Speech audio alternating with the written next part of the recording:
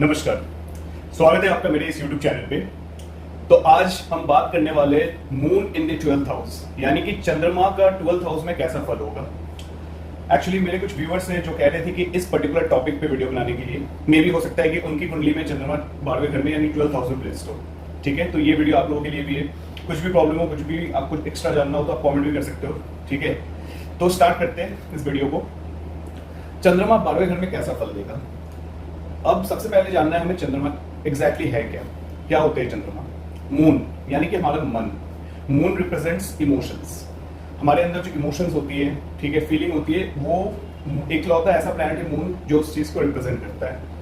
Moon हमारी माँ को रिप्रेजेंट करता है। उसके बाद हमारा घर, फैमिली एटमॉस्फेयर, उसके बाद लिक्विड कैश, उसके बाद अगर शॉर्ट डिस्टेंस ट्रेवल्स की बात की जाए तो मून उसको भी रिप्रेजेंट करता है। ठीक है, अब मान लीजिए एक इमोशनल प्लैनेट अगर 12th हाउस में चला गया। 12th हाउस क्या होता है? 12th house is the negative house, one of the negative houses along with 6th and 8th house of the horoscope. अब 12th हाउस किन किन चीजों को रिप्रेजेंट करता है? 12th हाउस जो 12वां घर है वो सबसे पहले तो हमारे एक्सपेंसेस को, खर्चे को रिप्रेजेंट करता है। मोक्ष का घर माना जाता है। उसके अलावा हॉस्पिटैलिटी, उसके अलावा बेसिकली अगर मैं इन सब चीजों की बात करूं, हॉस्पिटैलिटी के साथ साथ हॉस्पिटलाइजेशन भी हम देखते हैं 12th हाउस से। किसी भी तरीके का एक्सीडेंट, सडन इवेंट्स, स्पेशली अगर वो कोई नेगेटिव हो, मतलब पॉजिटिव इवेंट्स का, नेगेटिव इवेंट्स की ज्यादा बात कर रहा हूँ। उसके अलावा अगर मैं 12th हाउस की बात करूँ तो बहुत ज्यादा अचानक खर्चे बढ़ जाना, कोई नेगेटिव चीज, हेल्थ इश्यूज, इन सारी चीजों को भी देखते हैं। हेल्थ इश्यूज इसलिए क्योंकि जो 6th हाउस होता है उससे 6th, अगर उससे 7 चले जाए बिल्कुल सामने 12th हाउस पड़ता है, तो 12th हाउस कहीं ना कहीं हेल्थ इश्यूज को भी रिप्रेजेंट करता है। अब अगर मून 12th हाउस में चला गया, चंद्रमा 12वें घर में, एक नेगेटिव घर में चला गया, यानी मन यानी इमोशंस वाले प्लैनेट, सबसे पहले तो ऐसा इंसान हो जाता है गलत फहमी का शिकार। जी बिल्कुल, क्योंकि मून हमारा मन है। हमारे मन में जो चीजें आती है हम उसी चीज को एग्जीक्यूट करते हैं। अब अगर मान लीजिए मून चला जाता है 12th हाउस में, तो वो मन, ऐसे इंसान का क्या होगा कि मन स्थिर नहीं रहेगा, माइंड स्टेबल नहीं होगा। वो बोलना कुछ और चाहेगा, करना कुछ और चाहेगा, और उससे कुछ और हो जाएगा। अब उसकी वजह से क्या होता है कि सामने वाले लोग उनको गलत समझेंगे। उस बंदे को ऐसा लगेगा कि मुझे कोई समझता ही नहीं है, ठीक है, लेकिन एक्चुअली में ऐसा नहीं है। उसको लोग समझेंगे, लेकिन वो एक गलत फहमी का शिकार भी होगा, और उसकी वजह से वो गलत तरीके से चीजों को इंटरप्रेट करेगा, खुद को रिप्रेजेंट करेगा, एंड अल्टीमेटली लोग उसको गलत समझेंगे। एक तरीके से कहते हैं ना, भीड़ में अकेला हो जाना, आइसोलेशन मतलब स्टेट में चले जाना। ऐसे चंद्रमा क्या करेंगे? एक्सपेंसेस बहुत ज्यादा बढ़ा देंगे, बेफालतू के खर्चे, हॉस्पिटल में खर्चे, मेडिकल एक्सपेंसेस, लोन, कर्जा, इन सब चीजों में भी खर्चे, इसमें भी वृद्धि हो जाती है ऐसे जातक की, ऐसे नेटिव की। उसके अलावा ट्रैवल्स तो होता है। अगर मून 12th हाउस में चला जाए तो ट्रैवलिंग बहुत ज्यादा देता है। यहाँ तक कि फॉरेन ट्रैवल्स भी होते हैं ऐसे लोगों की। विदेश यात्रा अगर करना चाहे तो कर सकते हैं, जब भी चंद्रमा की दशा या अंतर्दशा आ जाए। ठीक है, लेकिन उस जर्नी में भी थोड़ी सी प्रॉब्लम आती है, कुछ ना कुछ प्रॉब्लम्स आती ही रहती है लाइफ में, क्योंकि चंद्रमा माइंड है, माइंड वहां पे जाके स्टेबल नहीं हो पा रहा है। अब आप खुद सोचो कि अगर इंसान का मन ही स्टेबल नहीं है, माइंड स्टेबल नहीं है, तो फिर क्या वो सही से कोई काम एग्जीक्यूट कर पाएगा?